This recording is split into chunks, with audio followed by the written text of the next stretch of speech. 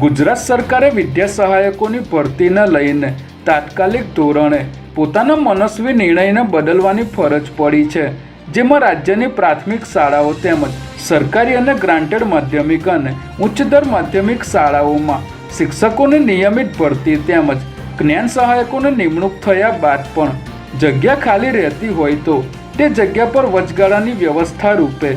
નિવૃત્ત શિક્ષકોને કામગીરી સોંપવાનો નિર્ણય કર્યો હતો, પરંતુ આ નિર્ણય સામે રાજ્યમાં ટેટ અને ટાટ પાસ ઉમેદવારોએ વિરોધનો સૂર વ્યક્ત કરતા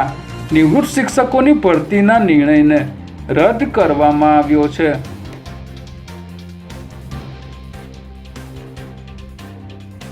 અમદાવાદ ટ્રાફિક પોલીસ દ્વારા રોંગ સાઈડમાં આવતા વાહન ચાલકો વિરુદ્ધ ડ્રાઈવ ચલાવવામાં આવી રહી છે, ત્યારે સ્કૂલની બહાર પણ વધુ સંખ્યામાં વાલીઓ અને વિદ્યાર્થીઓ રોંગ સાઈડમાં અવરજવર કરતા હોય છે,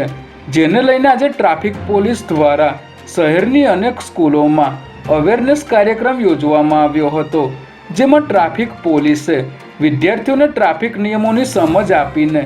નિયમના પાલન માટે તથા પોતાના વાલીઓને પણ ટ્રાફિકના નિયમોનું પાલન કરાવવા શપથ લેવડાવ્યા હતા. પોલીસ માટે 100 નંબર, એમ્બ્યુલન્સ માટે 108, ફાયર માટે 101 જેવા તમામ ઇમરજન્સી નંબરને બદલે હવે સેન્ટ્રલ ઇમરજન્સી નંબર 112 ટૂંક સમયમાં રાજ્યભરમાં લાગુ કરાશે. ઇમરજન્સી રિસ્પોન્સ સપોર્ટ સિસ્ટમ હેઠળ તમામ ઇમરજન્સી માટે ફક્ત 112 નંબર જ રહેશે, જે માટે પોલીસ વિભાગે તાબડતોડ તૈયારી શરૂ કરી છે.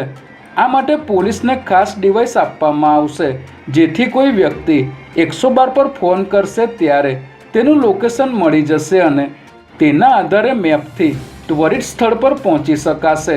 જે રિસ્પોન્સ ટાઈમ ઘટાડવા માટે પણ ઉપયોગી થશે.